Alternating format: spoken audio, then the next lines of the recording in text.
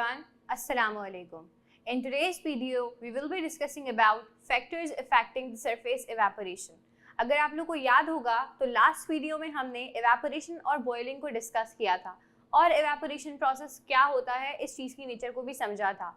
तो कोई भी एक ऐसा प्रोसेस जिसमें बॉइलिंग पॉइंट रीच होने से पहले लिक्विड एवेपोरेट हो जाए, इस प्रोसेस को एवेपोरेशन कहते हैं।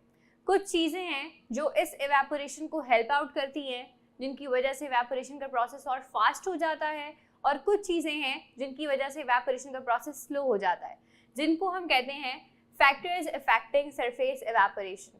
तो वन बाय वन डिस्कस करते हैं कि इन फैक्टर्स का एवेपोरेशन प्रोसेस पर क्या फ़र्क पड़ता है। सबसे पहले है टेम्परेचर। टेम्परेचर के साथ एवेपोरेशन का प्रोसेस डायरेक्टली रिलेट करता है। जितना ज़्यादा टेम्परेचर होगा उतना ही ज़्यादा एवेपोरेशन का प्रोसेस फास्ट होगा। इसको इस तरह से समझिए कि आप फॉर एग्जांपल कपड़े धोकर सूखने डालते हैं, तो अगर आपके पास टेम्परेचर ज़्यादा होगा, गर्मी ज़्यादा होगी, धूप का लेवल ज़्यादा होगा, तो आप कहेंगे कि कपड़े जल्दी सूख जाएंगे।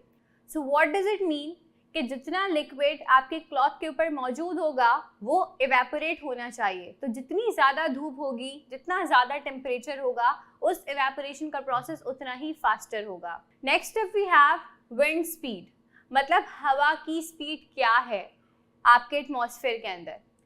जितना ज़्यादा विंड स्पीड होगी, एवेपोरेशन का प्रोसेस उतना ही ज़्यादा होगा। इसको ऐसे अगेन समझ लीजिए कि आपने अगेन कपड़े जो है वो सूखने डाले हैं। अगर हवा की स्पीड तेज़ है तो कपड़े जल्दी सूखेंगे। दैट मीन्स एवेपोरेशन का प्रोसेस डायरेक्टली रिलेट करता है विंड स्पीड के।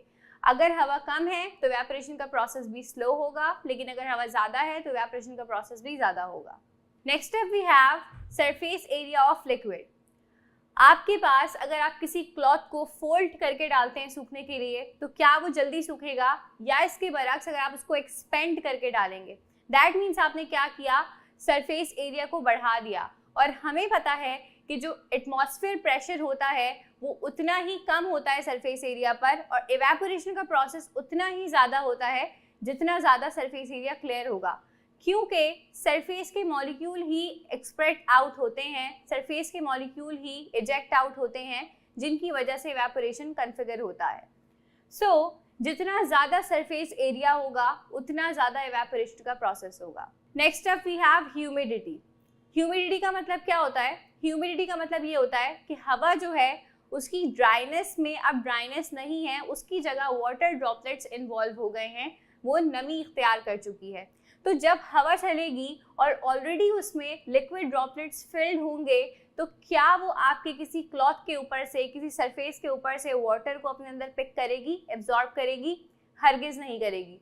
तो जब भी ह्यूमिडिटी का लेवल ज़्यादा होता है, एवेपोरेशन का प्रोसेस स्लोअर हो जाता है। Next up we have nature of liquid. Liquid की नेचर पे डिपेंड करता है एवेपोरेशन का प्रोसेस। फॉर एग्जांपल मैं आपको मिसाल दूं कि अगर एक जगह पे मैंने एक वाटर की सोर्स रखी हुई है और एक जगह पे मेरे पास पेट्रोल है, तो दोनों की कॉम्पोजिशन डिफरेंट है, दोनों की नेचर डिफरेंट है।